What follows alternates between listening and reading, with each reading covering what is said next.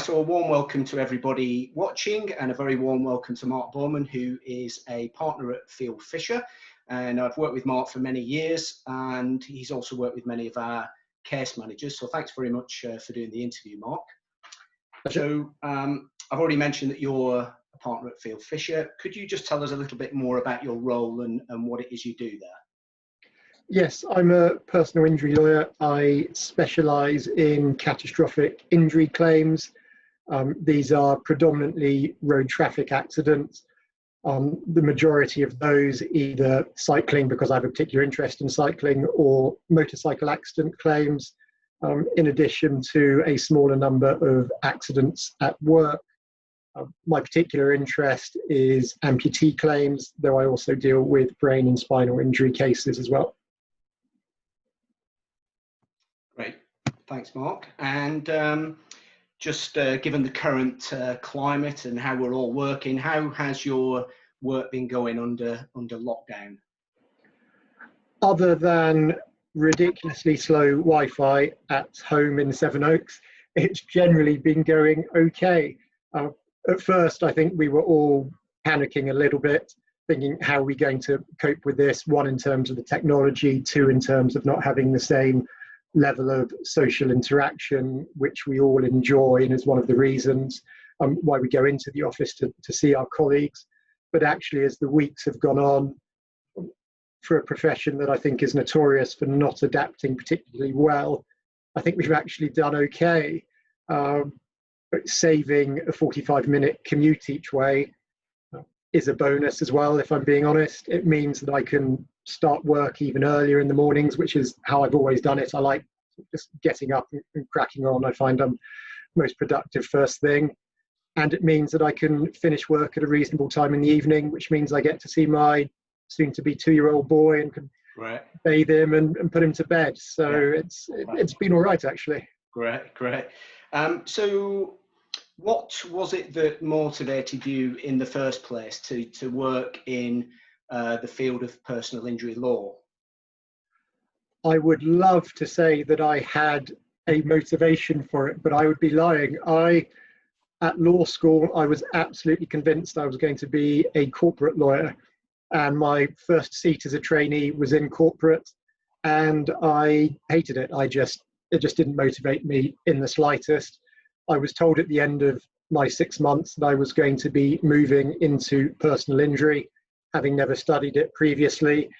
And my first instinct was, oh no, that's just really not going to be me either. What have I done? And on the first day as a trainee, my boss sent me off to the Potter's Bar rail inquiry because we were acting for one of the victims. And literally on day one of my second seat as a trainee, I realized it was for me. I just found it fascinating. It was real work, is the way I always describe it. It affected people's lives. It mattered. It made a difference without using too many cliches. I just felt motivated with what I was doing, and thankfully that's continued ever since. Right. You've sort of answered my next question in a way, which was what do you most enjoy about your work? Oh, I suppose it's a number of things. I mean, I enjoy litigating, I have to be honest. My wife says I litigate with her most of the time, and she's convinced our little 2-year-old's already becoming a litigator, so I'm obviously doing something right. I enjoy the intellectual side of the work, arguing cases against defendants. I enjoy the fact that no two cases are the same, so it keeps the work interesting. I enjoy seeing the progress in technology, especially I'm thinking of amputee claims in terms of prosthetics and technology like osseointegration. So seeing advances and how 5 years ago something that we couldn't even think of is now possible or even likely. And of course, I enjoy helping people and seeing a real difference and actually staying in contact with clients after their cases have settled, and seeing how they've developed and how life's become easier. And finally, though it's not chargeable work, I enjoy the CSR side of things as well. And I think the thing that I'm most proud of in all of the work that I've done was our sponsoring Andy Lewis who was a para triathlete who qualified for and then subsequently won gold at the Rio Paralympics 4 years ago. And that was without doubt, you know, my proudest moment as a lawyer, and getting the firm to sponsor him, introducing him, and seeing him through to his victory in Rio. That's fantastic. What, just clarify what CSR is? Oh, corporate social responsibility. Great. Yeah, fantastic. Sorry, using lawyer lingo.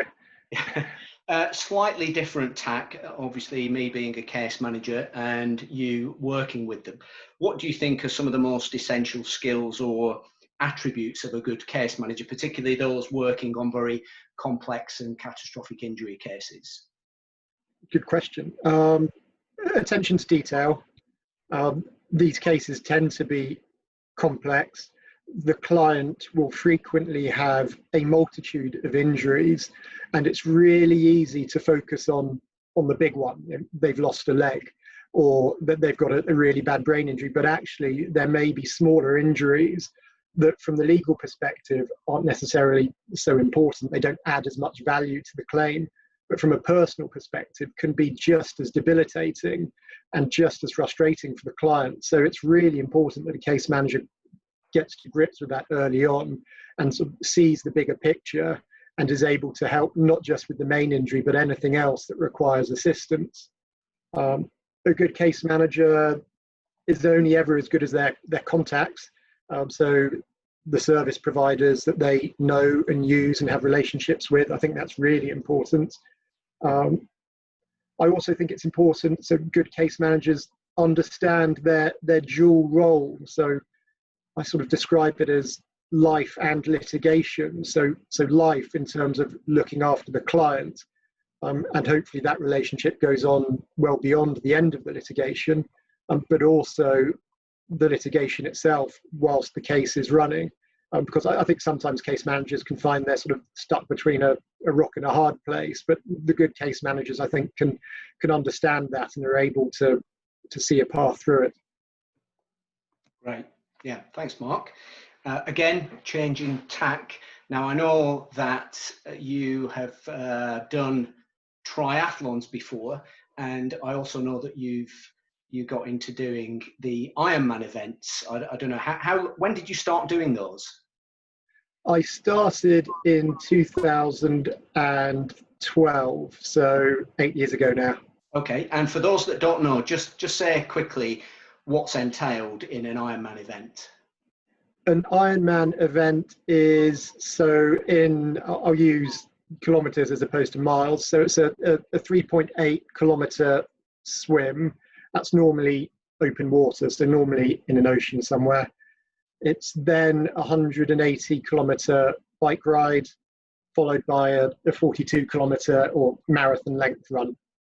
Lovely. I'm tired. I'm tired just hearing that already. I don't think my knees would allow me anywhere near those sorts of activities.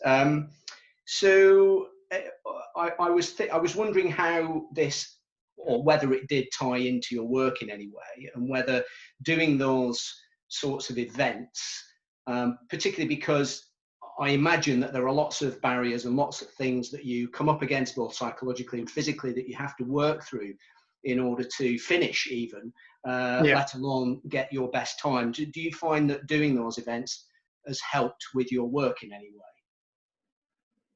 In some ways, yes. I mean, it would be wrong of me to say that they help me understand what my clients are going through, because it's a completely different type of challenge. But when I'm training, and especially when I'm racing, it's the one time when I sort of completely switch off, which means that when I'm back at my desk, I feel so much more refreshed. Some of my colleagues are always amazed when I say that. They say, "You must be shattered." I say, "No, I feel invigorated. Actually, I'm so much more productive after exercise. If I'm not exercising, my capacity to work dips dramatically." Great. And you've travelled quite a bit, I think, to do them in various places. So just mention a couple of the ones that you've done. Bahrain. Sorry, Mark, what was that? Bahrain, did you say? Bahrain, Dubai, Oman, California, Lake Tahoe, Croatia, Italy, Spain, Turkey, South Africa for World Championships a few years ago. So all around the world, basically. Yeah, again, I'm tired just hearing all that. So your best time doing an Ironman event? My best time, 10 hours 48. It's nothing to shout home about, to be honest. There's still unfinished business with the Ironman events, let's put it that way. I'm still nowhere near satisfied. Great. When's your next one?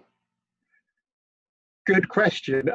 One, because of COVID-19, so everything this year has been cancelled.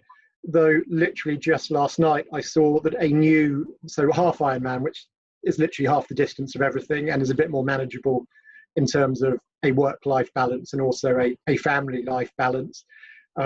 There's one that's just been announced in Jesolo, so near Venice in Italy, next May. So that might be my next one. I'm still in negotiations with my wife, but they're going well so far. Litigating with your wife.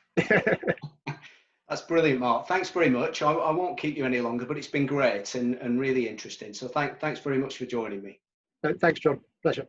Cheers.